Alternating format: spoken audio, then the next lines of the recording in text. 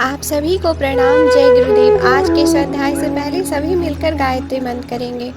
ओम भूर्भुवः स्वः तत्सवितुर्वरेण्यं भर्गो देवस्य धीमहि धियो यो नः प्रचोदयात्। पिछले अध्ययन में आप सभी ने सुना, अपनी न्याय व्यवस्था को बिगाड़कर ईश्वर से अपने लिए पक्षपात का व्यवहार कराने की प्रार्थना करना किसी सच्चे साधक को शोभा नहीं देता। हमने पाप किया है तो उसका दंड हंसते हुए भोगने का भी साहस हमें होनी चाहिए। यही मानवोचित दृष्टिकोण हो सकता है। आगे सुनेंगे।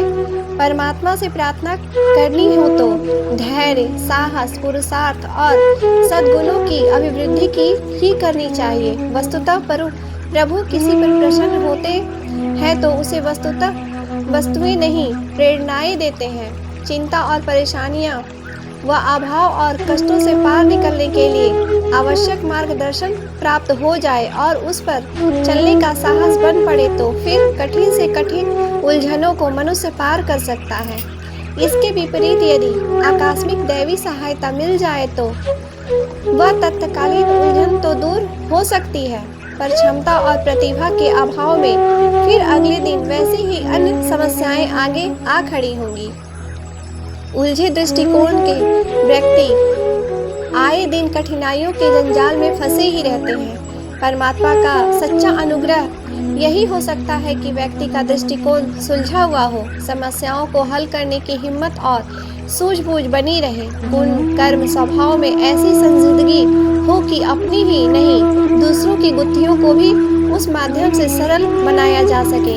गायत्री उपासक को माता का ऐसा ही अनुग्रह मिलता है और वह भौतिक जीवन में सुख तथा आंतरिक क्षेत्र में शांति अनुभव करता हुआ अपने आप को हर घड़ी आनंद एवं उल्लास की स्थिति में पाता रहता है।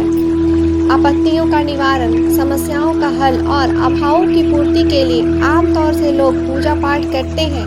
श्री समृद्धि और संप्रदा की कामना में जप तप का विधि विधान अपनाया जाता है। मनुष्य दुर्बल प्राणी है। सुख और लाभ की इच्छाएं से प्रेरित होकर वह विविध कर्म करता है। उसी में से एक पूजा पाठ भी माना गया है। देवी देवताओं की शरण में लोग इसलिए जाते हैं। पूजा पाठ भी ऐसे ही किसी प्रयोजन से करते हैं। संत महात्माओं का आशीर्वाद भी इसीलिए चाहते हैं। बाल बुद्धि की स्थिति में यह भी कुछ बुरा नहीं।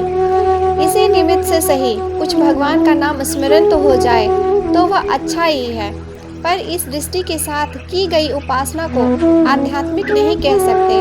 वह भौतिक उद्देश्य के लिए भौतिक प्रयत्न मात्र सिद्ध होती है और उसका प्रतिफल भी छोटा सा ही बनकर रह जाता है।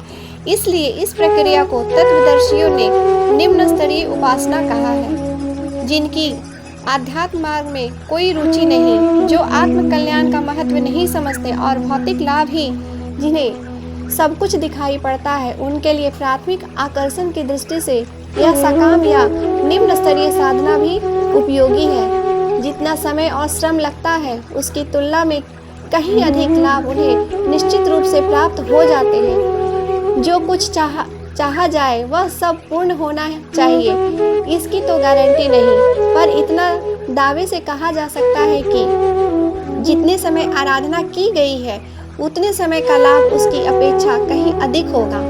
जो उस प्रयोजन के लिए भौतिक प्रयत्न करने में किया जाता है, गायत्री उपासना में लगाया हुआ समय कभी किसी का व्यर्थ नहीं जाता है। आज के लिए यहीं तक। आप सभी को प्रणाम। जय गुरुदेव।